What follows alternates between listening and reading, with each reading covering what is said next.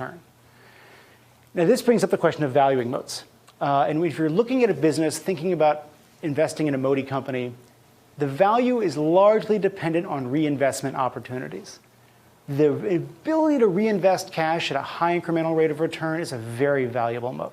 If you can plow that cash back into the business, continue to take market share, expand your addressable market, you have a long runway ahead of you, that makes a business worth paying a pretty high multiple for. I think someone mentioned me, Whitney Tilson was here a while ago, said he didn't buy Google kind of early on because the PE was high. But Google had this opportunity to reinvest in the moat in a huge way. Fastenal has this. XPO, which is a logistics company that does truck brokerage, same thing. By contrast, if a firm has little ability to reinvest, the moat doesn't add much to intrinsic value. It adds certainty. It adds confidence. It narrows the range of possible outcomes.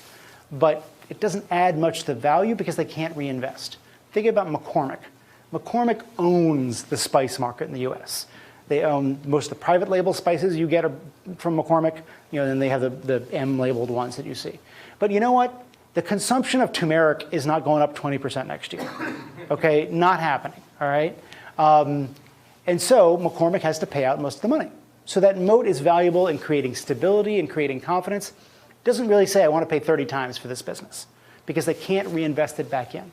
Microsoft, Oracle, very similar things. The cash has to come out because they have nowhere to put it. And another important takeaway is that moats are not limited to these super stable companies your grandkids can own, the Warren Buffett inevitables. Those are a fairly small subset of the investable universe.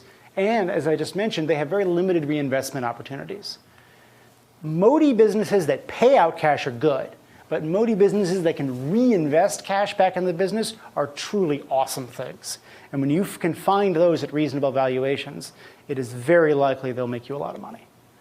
And so when you think about investing in moats, the last takeaway I'll leave you is that overestimating the moat means you'll pay for value creation that never materializes. Underestimating the moat means you have a large opportunity cost. So let's look at a real cost example, Motorola. Okay, this is a chart of Motorola from 2003 to 2012. Remember the Razor? How many of you owned a Razor? Fair amount. How many of you owned a Razor 3 years later? And that would be nobody. Okay, exactly. So the Razor is released, right? And everybody goes bananas. And Motorola goes to 22% market share. And the market says, wow, this is fantastic. You got a moat. You got this great Razor franchise. It's a piece of hardware. There's no proprietary software. There's no switching cost. As soon as the next cool phone comes out, you go buy that, which is exactly what happened. And so we see what happens. Stock craters. Moat has 10% market share.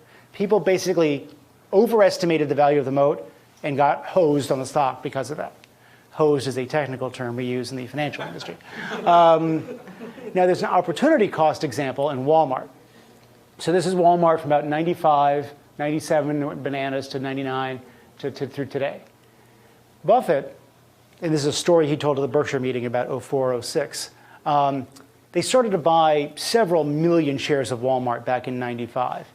And it moved, and then he said, its prices moved up by 1/8. Let's wait a bit. Let's not buy anymore. You look what happened to the stock. Stock went from 10 to 50, basically. That decision, and this is a number he gave at the meeting, he said that what he called thumb sucking on Walmart, basically not buying enough, cost Berkshire $8 billion in money they could have made. And the reason was at that time they said, Walmart's a good retailer.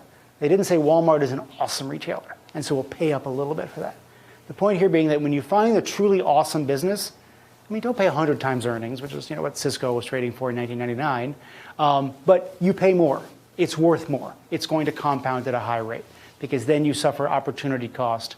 And most investors I've found spend a lot of time on margin of safety and not a lot on opportunity cost. And it's something to really think hard about, I think. And people often ask me, isn't the moat already priced in? We already know these are great businesses, right? Well, less often than you think, because most investors own securities for very short time periods. The average US mutual fund has turnover of about 100%. That's about a 1-year holding period. That's the average. There's plenty of folks who, 3 months is a long holding period. Moats matter in the long run, not the short run. most investors also assume the current state of the world persists for longer than it really does. And so when things are tough for a great business, they say things will be tough forever, not that this moat will help the business bounce back. And finally, most investors focus on short-term changes in price, not long-term changes in moats. Because finding moats means finding inefficiency. What I found is that quantitative data in the market tends to be very efficiently priced. Qualitative insight, understanding the structural characteristics of the business, the switching costs, why do customers behave the way they do, why can this company raise prices a little bit every year, that tends to be less efficiently priced. Because, great quote from Bill Miller, all of the information is in the past, but all of the value is in the future. So the future value creation will often come from things you can see today, not necessarily the information that occurred in the past. And with that, we'll do more questions. Thanks, guys.